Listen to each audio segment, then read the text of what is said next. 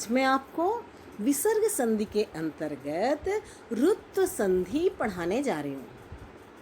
तो पहले मैं आपको विसर्ग संधि की परिभाषा बता दूँ, फिर मैं आपको रुत्व संधि पढ़ाती हूँ, क्योंकि रुत्व संधि विसर्ग संधि का ही तो एक हिस्सा है।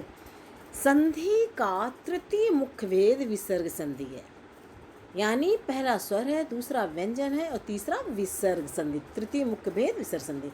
विसर्ग में परिवर्तन होने के कारण क्या कहते हैं, इसको विसर्ग संधि कहते हैं। विसर्ग संधि की परिभाषा, विसर्ग के बाद स्वर या व्यंजनों के आने से विसर्गों के स्थान पर जो परिवर्तन होता है उसे विसर्ग संधि कहते हैं। अब हम आपको इसके 4 उदाहरण समझाते हैं। ये विसर्ग संधि के अलग अलग जो उसके रूप हैं उसके उदाहरण हैं। अतः जमा एओ, तो क्या हो गया, अतयों, यहाँ विसर्ग का लोप हो गया। रजह जमा गुण रजो गुण, यहाँ आओ मिलके ओ बन गया, विसर्ग ऊ बना था और उसको आ के साथ मिलके ओ बन गया। नमः जमा कारा, यहाँ विसर्ग क्या हो गया, सा बन गया।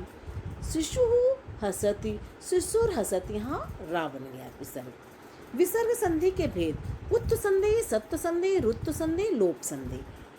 अब मैं आपको रुत्व संधि पढ़ाने जा रही हूँ। मैंने उत्त संधि और सत्व संधि के वीडियो बनाए हुए हैं, अब मैं रुत्व संधि का और लोप का भी बनाऊंगी। तो मैं इस समय आपको रुत्व संधि पढ़ाने जा रही हूँ। रुत्व संधि, यदि विसर्ग से पहले, अब ध्यान से सुनना, क्योंकि जब आप ध्यान दोगे ना तो आपको एक बार में ही आ जाएगा। यदि विसर्ग से पहले छोटा आ और बड़ा को छोड़कर, माने इनको छोड़कर और स्वर हो, यानी ई ऊ ए कुछ भी स्वर, कोई भी स्वर हो, केवल छोटा बड़ा नहीं होना चाहिए इसमें रुत्व संधि में।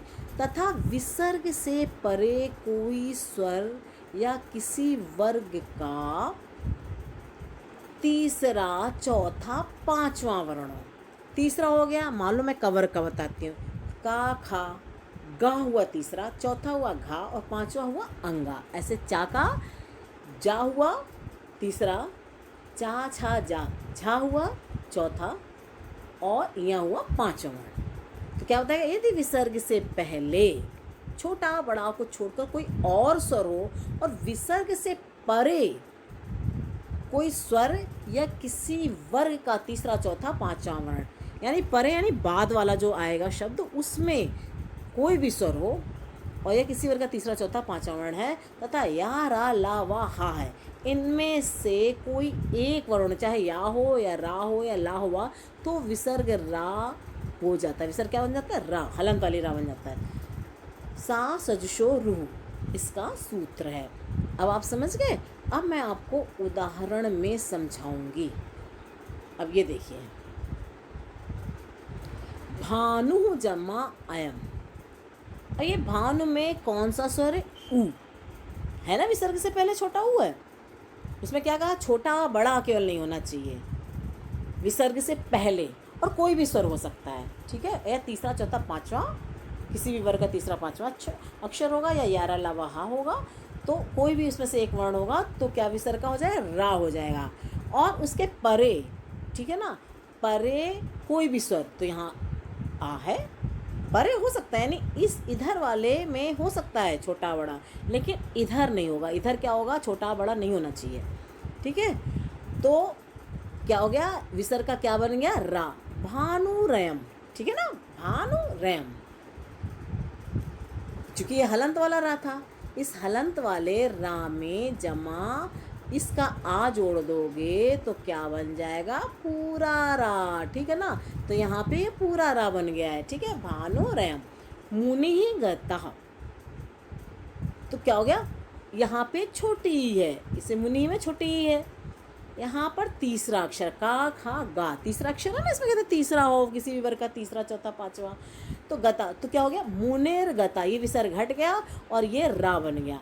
रा बन के, चूंकि आधी, ये आधी रा है, तो क्या हो गया, मुनेर गता, गा के ऊपर रा चली गई।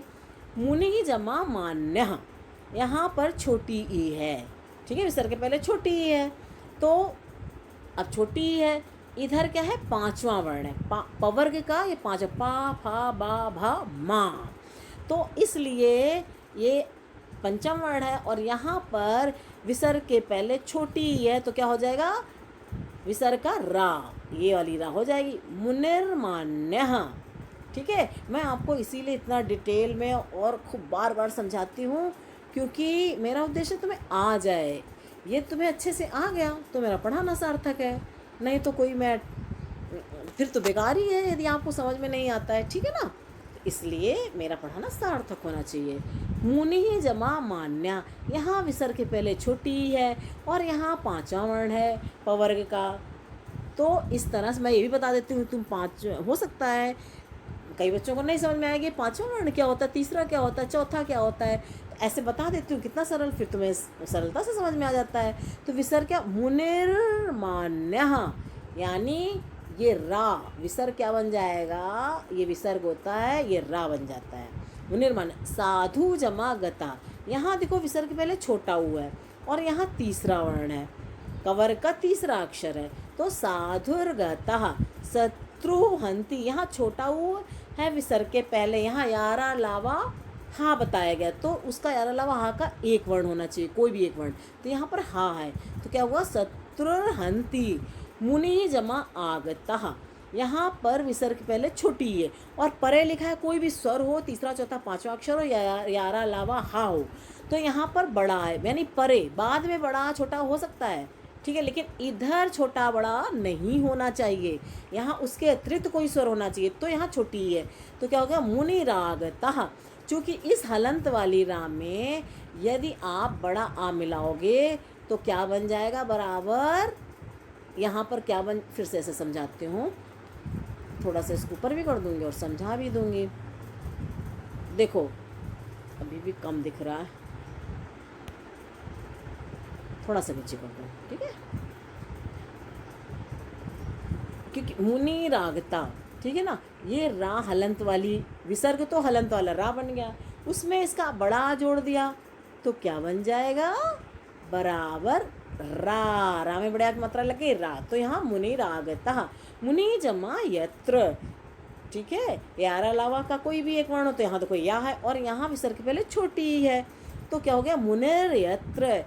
शिशु जमा हसती, यहाँ शिशु यानी विसर्ग के पहले छोटा हुआ है तो छोटा हु विसर्ग के पहले तो विसर्ग क्या बन जाएगा, ये हलंत वाली रा बन जाएगा, और चूँकि यहाँ हाँ है आगे उसमें बताया ही गया है कि, तो क्या हो गया हा है तो शिशुर हसती, ठीक है। आपने एक तो ये नियम देखा, अब हम आपको दूसरा नियम बता रहे हैं। यदि रा यानी हलंत वाली रा से परे हलंत वाली रा हो, अभी तो ये था कि इस विसर्ग से परे यारा लावा हा या तृतीय चतुर्थ पंचम वर्ण हो, ठीक है, तो और या फिर कोई भी स्वर हो इसके बाद, इधर केवल छोटा बड़ा नहीं होना चाहिए इस तरफ, और इधर ये होगा तो क्या हो जाएगा, रा हो जाएगा। अब बताया जा रहा है यदि रा यानी पहले भी रा हो उससे बाद भी रा हो तो पहले रा का लोप हो जाता है और पदांत रा के पूर्व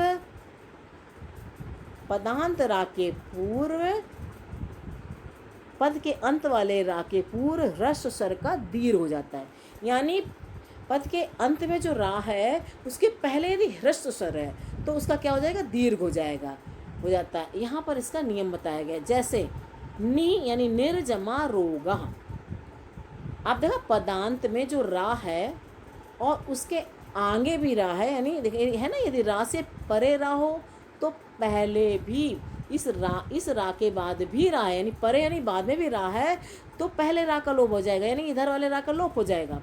और जो इसमें ना में छोटी की मात्रा लगी हुई है यानी ह्रस्व स्वर है रा के पहले, नी में छोटी है तो उसका क्या हो जाएगा, दीर्घ यानी दीर्घ स्वर हो जाएगा, नीरोगा। देखा रा का लोप हो गया और ना में जो छोटी की मात्रा है वो बड़ी बन गई, दीर्घ स्वर हो गया उसका।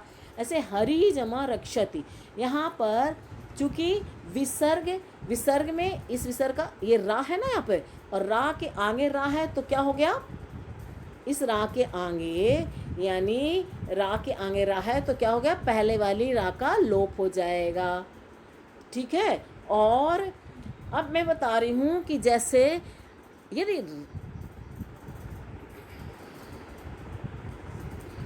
यदि रा से परे रा हो तो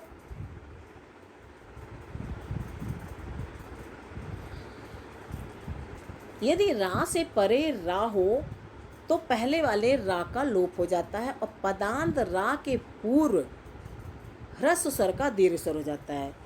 यहाँ पर हरि जमा रक्षति, इसमें क्या हो गया, यहाँ पर आगे रा है, ठीक है ना, और इसमें क्या हुआ, जो छोटी ई है, छोटी ई है, तो उसका क्या बन गया, जैसे यहाँ निही का निर हो गया तैसे ये विसर्ग भी रा की तरह है, तो इसमें इस रा का लोप हो जाएगा, नहीं विसर्ग का लोप हो जाएगा, और जो हरि में छोटी ई है वो बड़ी बन जाए, हरि रक्षति। गिरि जमा रम्य, यहाँ पर देखा आपने, इस विसर्ग का लोप हो गया और ये रा है, रम्य, उसके आगे रा है, तो जो छोटी ई है रा में लगी छोटी ई, तो ये बड़ी ई बन जानी है, दीर्घ स्वर हो जाएगा, गिरि रम्य।